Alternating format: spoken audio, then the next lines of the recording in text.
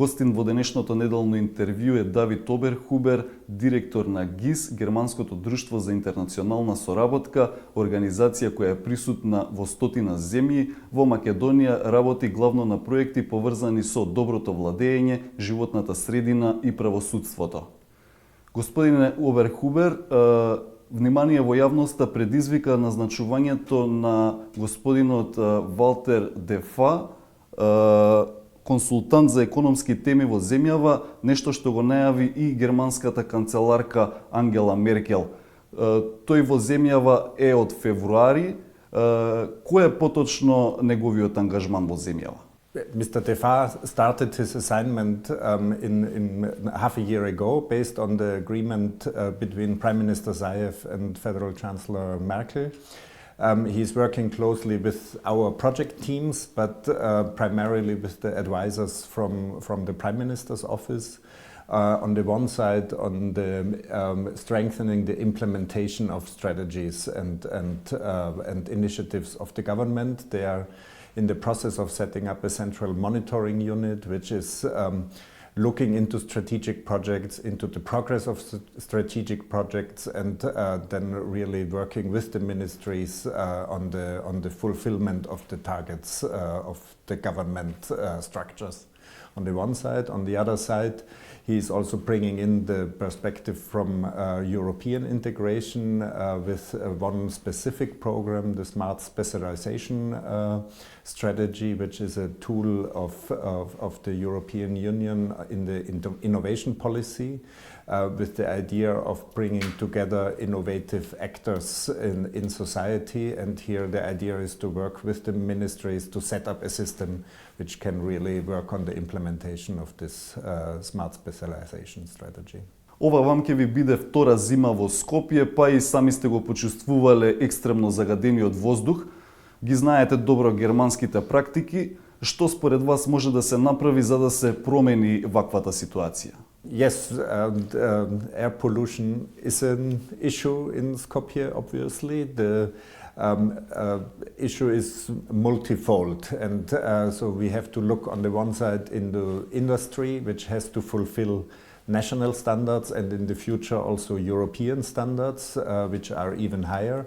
On the other side, we have transport as one source of air pollution, where we are closely working also with Skopje and municipality on developing an urban mobility strategy, which is giving advantage to non-motorized transport. That does not mean that it is more difficult to become mobile in the city. The idea is to have a system where actually citizens have a more easy way of moving around, but without really being dependent on cars in the city. And the third field where we are having to look at is the residential complex, especially in winter when it is about energy and heat. That on the one side we have to invest in energy efficiency, but we also have to look into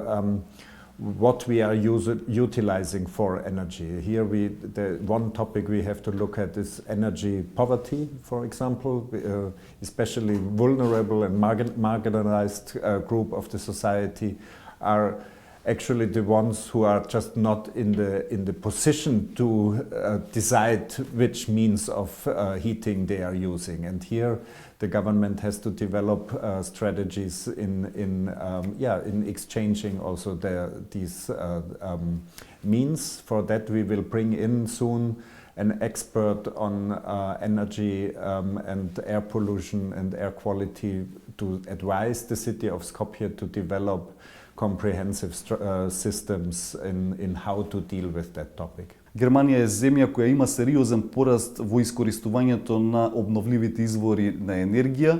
Дали Македонија може да се спореди со западноевропските земји кога станува збор за ефикасно искористување на обновливи извори на енергија? I think the country has a very good potential. When we are talking about renewable energy, we are talking about hydro energy, we are talking about wind, we are talking about solar energy. With solar energy, obviously the growth potential is high. We have to see what is exactly possible. You will not be able to cover everything with renewable energy, but there are possibilities in going into that direction. A fourth source of energy is actually also energy efficiency, because just the reduction of the use of energy is one of the main sources of having an energy transition which is functioning well. That is what we are working with the government on. There is also, as part of the European integration process, Macedonia has to develop a national energy and climate action plan, which is looking into the potential of renewable energy, but also into energy efficiency potential for the country. Македонија е погодена од климатските промени, а проценките покажуваат дека тие се повеќе ќе се чувствуваат, но државата се уште нема подготвена стратегија за справување со нив. Имате ли вие конкретни проекти за ова? I think the country on the one side has developed quite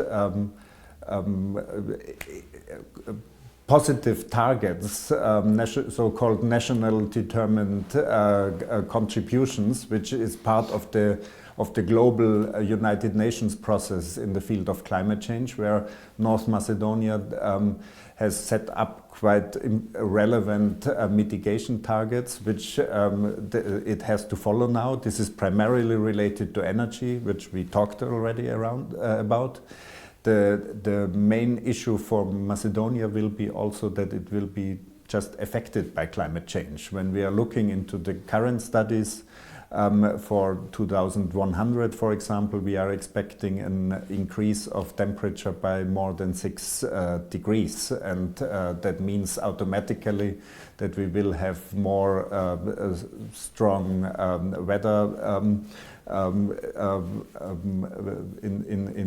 like with rainfall in all of a sudden. On the other side, we will have altogether less rain in the summer season and so on, and this is where North Macedonia has to adapt to. Here we are also working regionally, because you cannot limit that to one country. For example, in the field of water management, in the Drin River Basin, the Drin River Basin has to look into improving the water management, has to improve the forecasting system. Here we are working with the meteorological institutes to improve their capacity in having better forecasts in place. ГИС има и проекти со обвинителството поврзани со откривање на сериозен криминал. Господине Оберхубер, како гледате на ситуацијата со владење на правото во државава? Yeah, rule of law is one of our focal areas in working in North Macedonia. There's one important project which we are implementing together with funding from the German government and European funding on how to combat serious crime. This is a cooperation of GIZ with Italian Ministry of Interior and the Center for International Legal Cooperation in the Netherlands, where we are working on the one side with police. This is the task of the Italians, and on the other side with public prosecution offices in how to investigate specific cases. And the special initiative here is to really look into specific cases which are transboundary, looking into the cooperation between the different government institutions which have to deal and state institutions which have to deal with the investigation of crime, but also transboundary between the countries in setting up, for example, joint investigation teams. We had the first one between Serbia and Macedonia in the quite infamous doctor's case where we were able to support the two countries in actually solving the case and bringing the case now into the court procedures. Кој е клучниот недостиг во правосудниот систем? In the justice system, I think it is very important to invest into the capacity of the judiciary, in the capacity of judges, in the capacity of prosecution offices, and here we are working with the national training institutions.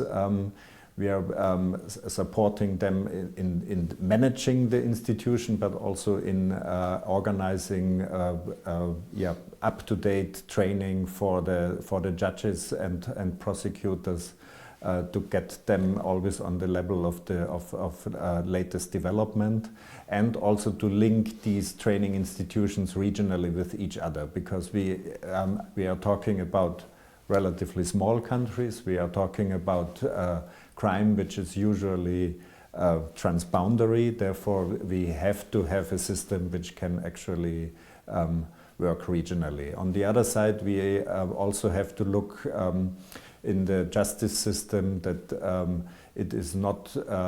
It is also looking at marginalized population.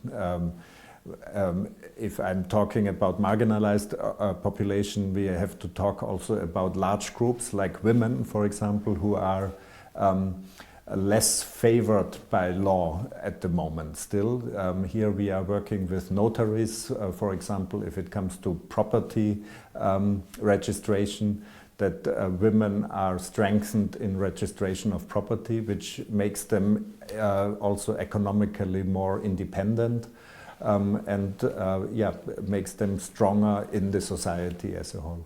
Господине Оберхубер, ви благодарам за интервјуто. Thank you. Почитувани, го следевте неделното интервју на Радио Слободна Европа. До гледање.